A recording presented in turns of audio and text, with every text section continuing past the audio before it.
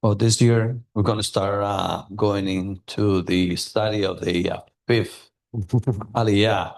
Mhm. Okay, but before I go into the study of on this aliyah, I would like to touch up on something that my brother Sapa says last week. Honestly, we've been living Judaism for many years, and that what he said his think on me, and he says when they were when the temple was built, okay, and the Sukkot came, then everybody will go to Sukkot to be there for a whole 7, 8, or 9 days. Okay, is and they didn't have the choices that we have. Okay, I will go to wherever I go, and I will come back. No, that was the even the trip. It took days. So what does it mean? It means that they were prepare for it. And I'm pretty sure that they save money not only to give the share to the temple, but all the expenses that had to be made once they get to Jerusalem for the 7, 8, or 9, or 11 days, whatever, that they had to be, and they want to be there. So that means that they plan, okay? Nowadays, we can say the holidays, Hashem's days, come, and honestly, I don't think we're prepared, because then we all saying, oh, but okay, I think I can work on Tuesday, Monday, and Tuesday. Then Wednesday I come back here, and then I'll go back and work on Thursday, Friday. What if we start putting money on the savings on separately just for the holidays? That way, and let's say we're gonna do Sukkot, and we all know here in the USA that every day we don't work, we don't get paid. Okay, even if the work where we are, they say, okay, you can take 2 weeks off, but do you think they're going to pay us for it? No, they will not. So, but what if we prepare ourselves and save money as if we were working, and then we use that money for for Sukkot or whatever holiday we want to do, and still, so we'll be at ease, and we will not be worry about money. So I don't know. I think like in Mexico, they say "me cayó el 20." It really sunk into me this year. So I just want to share that with you guys. Mhm. Anyway, on the fifth part, Aliyah, uh, bad when the bad becomes good. Those are the paradoxes of Torah. In this aliyah, we encountered that Lamech, the descendant of Cain, the first man who had 2 wives. The history is a paradox. It represents both human corruption and sparks of the virtue when morality is decaying in the world. From Lamech came Habal. Then we have Tubal Cain and his daughters Naamat. Uh, and each one of these persons that we think they did something wrong, actually some good came out of that. With Lamech, he has 2 wives, and the merit that he had is not that he has two wives, but the thing is that he used them as for the purpose that Hashem says, to procreate. Uh, a little bit of backstory is that at that time, and then has 2 wives, one for pleasure and the other one to have kids. So they they even give the woman that had like for pleasure some not poison, but some kind of beverage that will make them like sterilized, so they will not have any kids. So that woman, it will be just for pleasure, and the other one to procreate kids. So what is the merit of Lamech is that he did use both wives to procreate, not to one for fun and the other one for kids. So because of that, okay, because of that, he has the merit of at the end he had the one of the Naaman, and we will see right now who Naaman was. Okay, uh, give me a second. Okay. Uh, According to the tradition with uh, about Noah, the lineage Noah came from the lineage of Seth. And the wife, Noah's wife, was Naamah, which was the one of the descendants of Cain. So now we see that at the end, when the world is being cleansed, then we have a one branch being of the Seth, which is the good, and one branch of being into Naamah, Cain, that it was the bad tree. We might say it, but that's how we have right now. Well, we can say, we might say that it will continue, you know, and that was one of the reasons. But we cannot judge somebody. It's like when talking about Ishmael last week. In Ishmael, when he was going to be saved, the angels, this is a midrash that says that the angel says, why are you going to save him? You know he's going to be evil. You know he's going to be good. So why? And he said, well, he has not done it yet. So that's why he is worth of give him a life. So that's why he was not killed or let it die at that time, at that moment. We have a lot of samples where bad things happen in Torah and in present times, where one of the persons in the Torah did something wrong, but at the end it has a merit to be remembered or to be something good come out of that.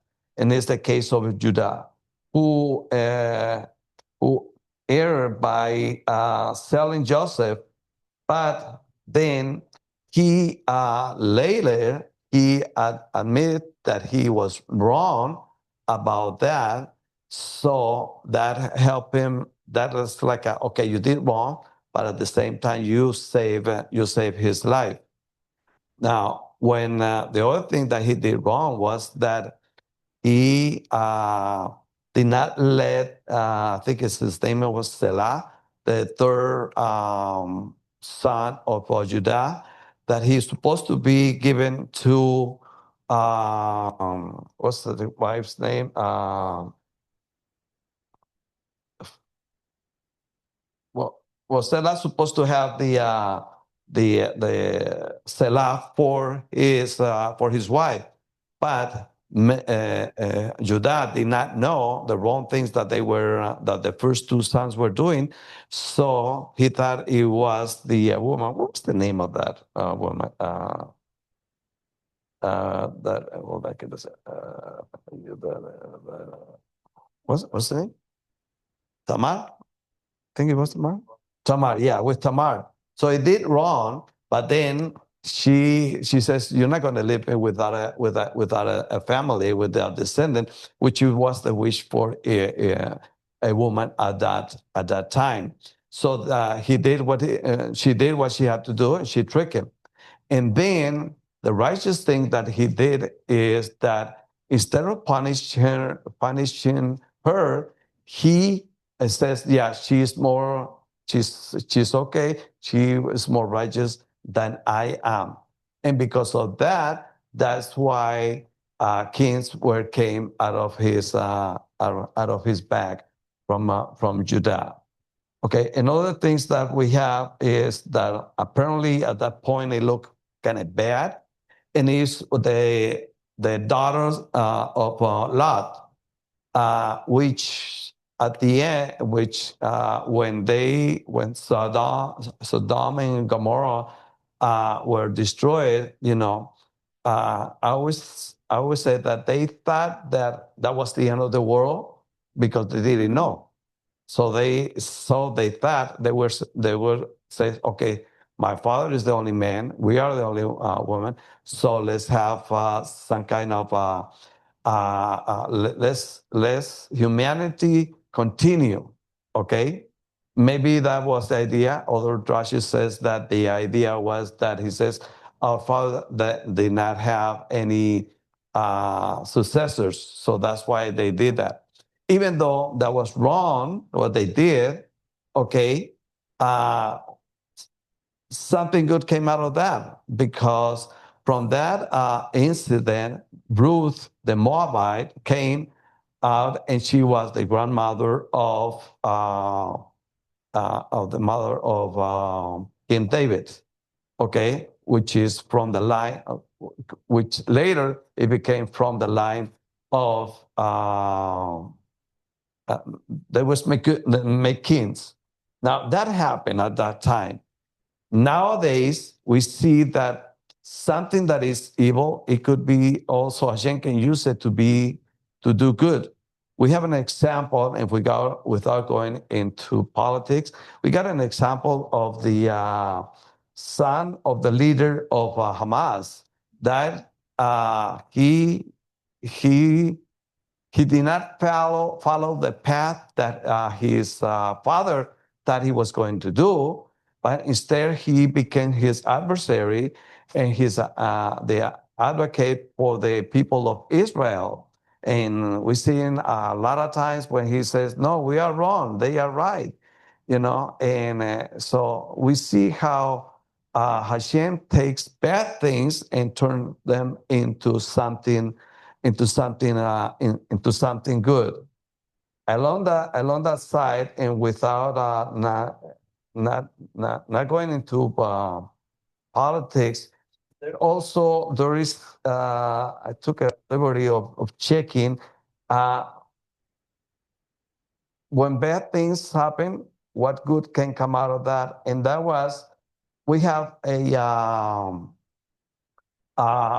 many women, okay, like Ayan Isi Ali. She was born in a Muslim family, Somali. Her father was a political active Islam. She left Islam and converted into a defensor of the human rights of the women. Other is Noor bin Laden. Okay, she was the niece of Osama bin Laden, and instead of continue with the ideology of extremist family, she declared openly to Occident to be a defensor of the rights and the liberty of the United States. And we got a lot of more women that are like that even, or just because they came out of a bad place, that doesn't mean they were going to follow that path that they're supposed to get by inheritance or a tradition. So that's a paradox. That's how Hashem uses bad thing. And I just remember what happened with the sorcerer that he wants to try to curse Israel, okay? And he couldn't do it. He couldn't do it.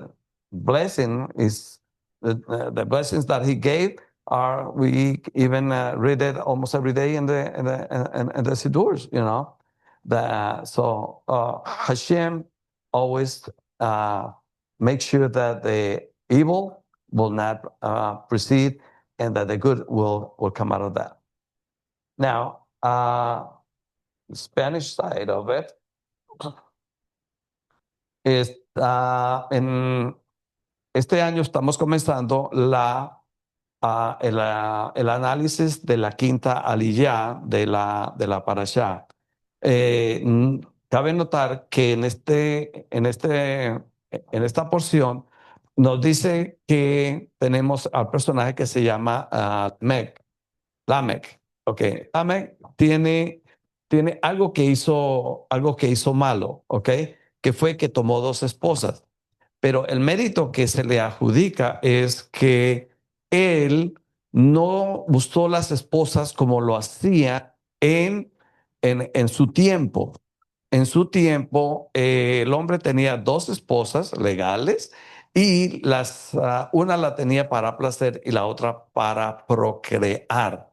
A la del placer le daban una poción donde las mantenían estériles y la otra era para procrear hijos. El mérito que tuvo a Lemec fue de que él usó las dos esposas para procrear, y él siendo un hijo, un descendiente de Caín. Luego Caín tuvo a Caín y al final tuvieron una mujer que llama Naamá. Y Naamá, entonces tenemos, de la línea de Caín, tenemos a Naamá. Y Naamá era la esposa de Noé.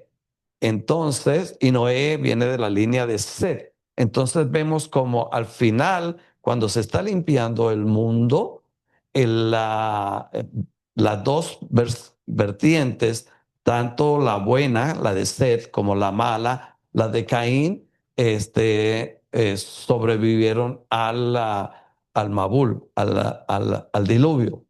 Entonces podemos ver que un mérito puede traer consecuencias a... eh, alguien malo puede hacer méritos para traer consecuencias buenas. Otro ejemplo que se dio fue Judá, que al principio él fue el que dijo, vamos a vender a Joseph. Y al vender a Joseph, pues por cierta manera lo estaba salvando la vida para no enfrentar a sus hermanos por temor a morir. Pero por el momento le salvó la vida. Entonces eso le contó como mérito. Pero después cuando se casa, tiene tres hijos y sus dos primeros hijos hicieron, como dice en la Torah, lo malo ante los ojos del Eterno. Entonces, ¿qué pasó? ¿Qué pasó ahí? Que para cumplir la ley del levirato, al último hijo Selah le tocaba dárselo a Tamar, pero no se lo quiso dar, se hizo el desentendido y Tamar no quiso quedarse, como dicen, viuda y sin hijos. Entonces, por eso fue que lo engañó para que él, para tener una descendencia de él. Luego, cuando él se da cuenta de que del engaño, en vez de castigarla, él dijo, ella es más justa que yo. Entonces, el reconocer que se había equivocado se le contó como mérito para que de sus lomos salieran después reyes que continuarán reyes dentro de la historia del pueblo de Israel. Entonces, como vemos, también tenemos otro ejemplo, es las hijas de Lot, que después de la destrucción de Sodoma y Gomorra, ellas tuvieron la idea de procrear con su padre, aunque hicieron algo malo. Hay dos midrash, uno en que ellas pensaron el, de que el mundo se había acabado y que prácticamente eran ellos tres. Entonces, por eso fue que, como por decirlo así, sedujeron a su padre y tuvieron los hijos. Ok, eso fue lo malo, pero la intención era buena. Entonces, por eso fue que de ahí tuvieron el mérito de que de ahí nació Ruth, la moabita, que después fue la abuela del rey David. Entonces, como vemos, aunque una persona haga algo malo, puede tener algún mérito para que salga algo bueno de él. Estas son las paradojas que hace el Eterno. En la actualidad también tenemos ejemplos de esto y es lo siguiente. Tenemos el hijo de el que creó el grupo de Hamas. Él se supone que debía seguir los pasos de su padre y mantener ese odio contra Israel. ¿Y qué pasó? Algo le pasó a él, pero él ahorita es uno de los defensores del pueblo de Israel, diciéndole a Hamas y a todos los demás del Islam que están haciendo malo, que Israel tiene razón y que deben de dejar en paz a Israel. También tenemos ejemplos de otras mujeres que han podido bien seguir el odio hacia Israel o hacia el occidente, como fue la sobrina de Obama Bin Laden, que ella, en vez de seguir con ese odio familiar contra el occidente, ella se rebeló, se convirtió, creo que al cristianismo, no estoy seguro, pero ella dejó ese odio que tenían contra Occidente. Entonces, el Eterno usa las personas que han hecho mal para algo bueno sacar, y bien sea de ellos o del el linaje de ellos. Es por eso que nosotros no podemos juzgar a una persona, aunque sea un israelí y no un judío. Sabemos muy bien que judío es aquel que practica la Torah, es el observante de la Torah. Entonces, aunque no sea un judío completo, algo bueno a lo mejor sale de ahí. Shabbat Shalom. Shabbat Shalom. It's awesome drashes today.